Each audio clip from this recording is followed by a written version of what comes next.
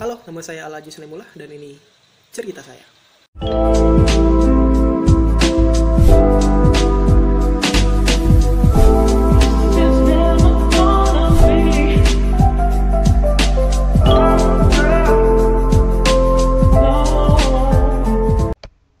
Halo anak-anak, selamat pagi, salam sehat semuanya, salam sehat selalu ya. Ketemu lagi kita dengan Pak Agis ya. Kali ini kita akan belajar tematik, yakni tema 3, subtema 1 ya. Kita akan melanjutkan pembelajaran dari minggu lalu. Baik, langsung saja kita masuk ke materi yang pertama. Tema 3, ini tentang peduli terhadap makhluk hidup ya. Jadi bagaimana nanti sikap kita terpeduli terhadap makhluk hidup ya, dimana kita tidak hanya peduli pada manusia saja, namun seluruh makhluk hidup yang ada di sekitar kita. Nah, subtema 1, untuk judul subtema 1 yakni hewan dan tumbuhan di lingkungan rumah.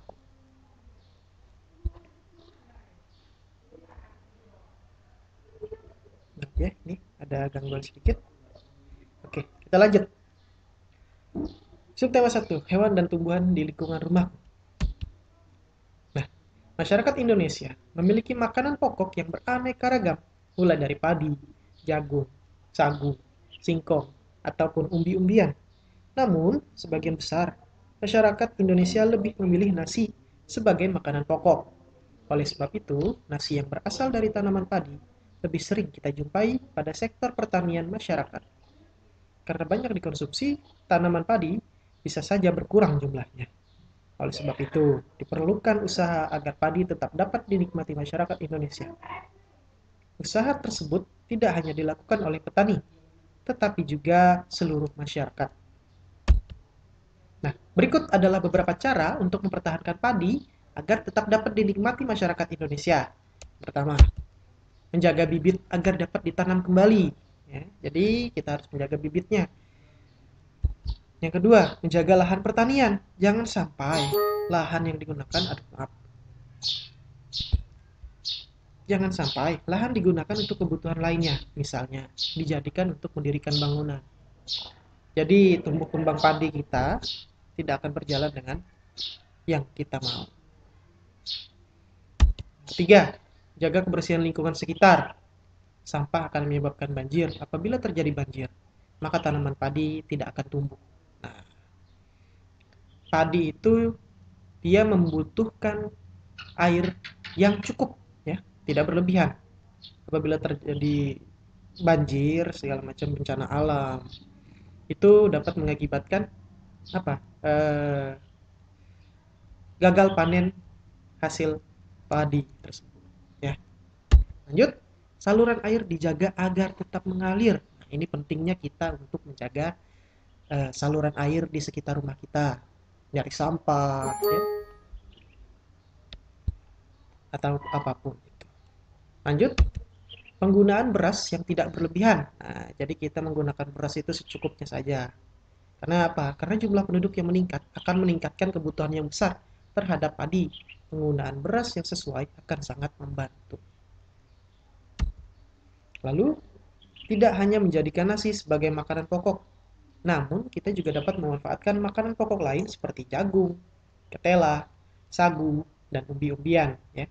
Jadi kita tidak hanya terfokus pada satu aja. Tidak hanya fokus pada makan nasi, hanya makan beras saja. Tapi kita juga bisa mendapatkan karbohidrat dari tanaman lain seperti jagung tadi ya, seperti yang sudah disebutkan tadi. Lanjut. Nah, padi merupakan makanan pokok masyarakat Indonesia. Maka dari itu, perlu adanya cara menjaga kelestarian tanaman padi. Salah satu caranya adalah dengan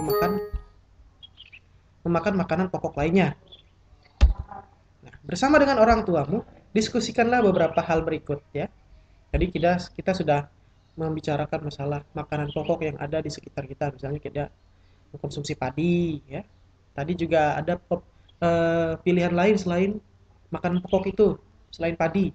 Ada singkong ya, jagung dan lain sebagainya tadi. Nah, bersama dengan orang tua mendiskusikanlah hal-hal berikut. Ya, ini yang pertama, apa saja selain tanaman padi yang bisa dimanfaatkan sebagai makanan pokok? Yang kedua, apakah manfaat dari tanaman tersebut sama dengan padi? Lanjut. Nah, sekarang kita akan masuk ke muatan bahasa Indonesia, yakni wawancara.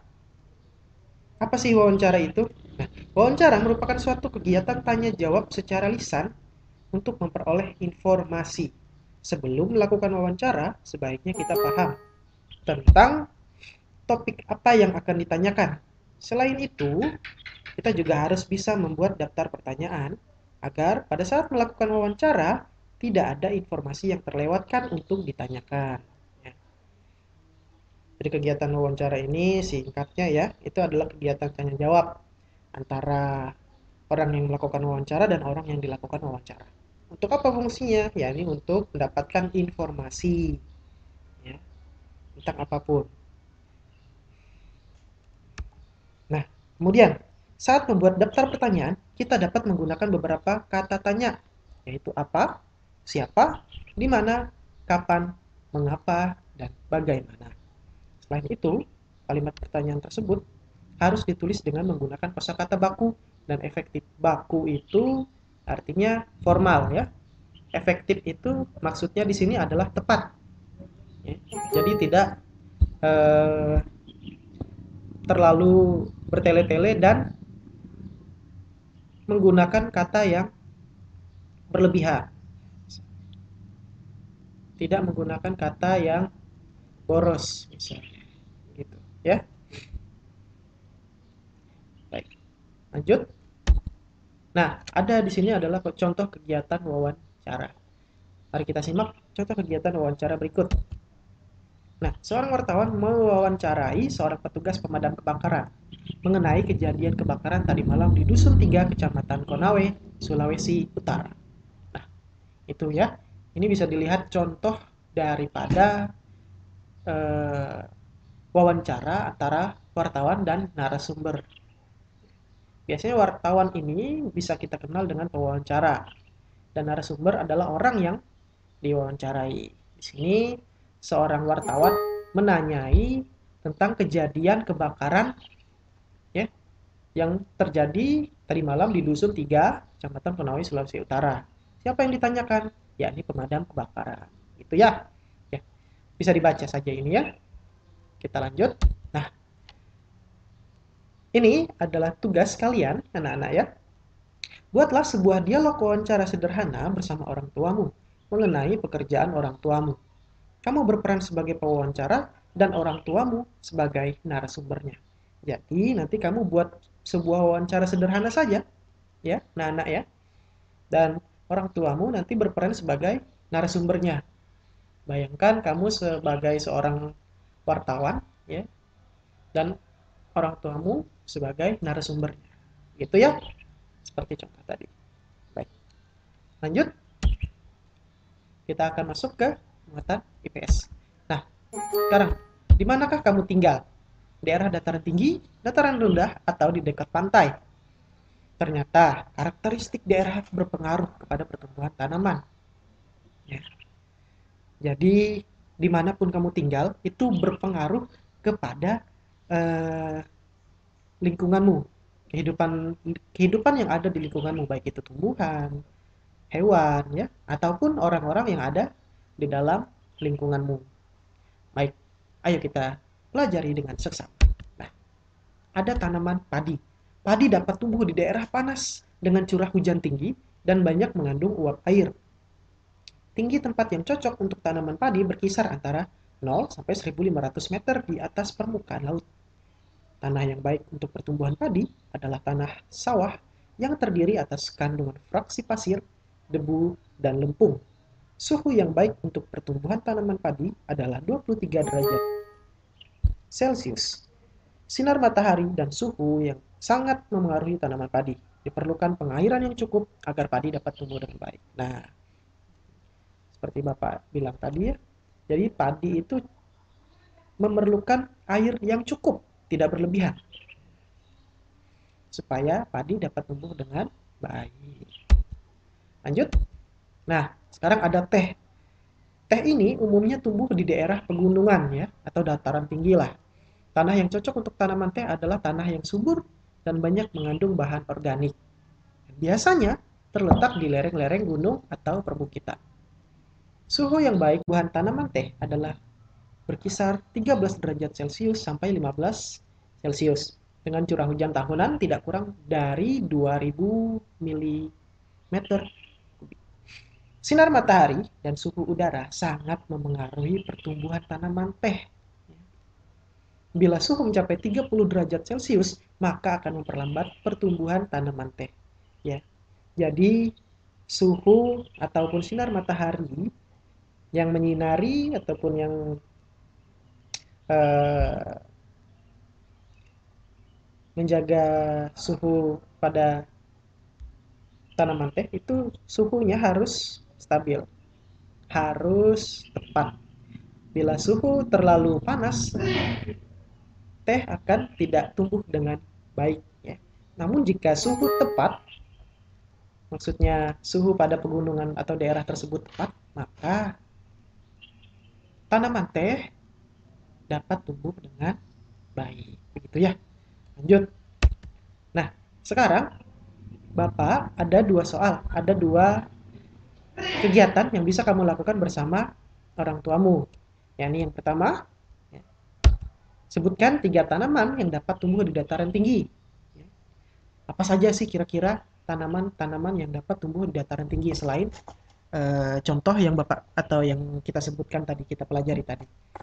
Yang kedua, sebutkan 3 tanaman yang dapat tumbuh di dataran rendah. Ya. Jadi apa-apa saja. Ya. Selain padi tadi ya, banyak tanaman-tanaman atau tumbuhan yang dapat kita tanam di dataran rendah ya. Nah, baik. Nah, anak-anak, mungkin itu saja yang dapat Bapak sampaikan ya.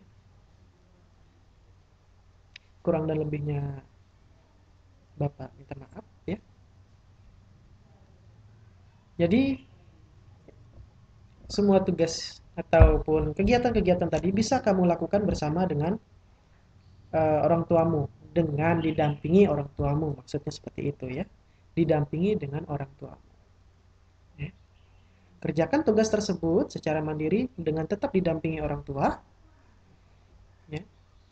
Jadi tugas ini tidak dibuat atau dikerjakan oleh orang tuamu ya, tapi kamu kerjakan secara mandiri dengan didampingi.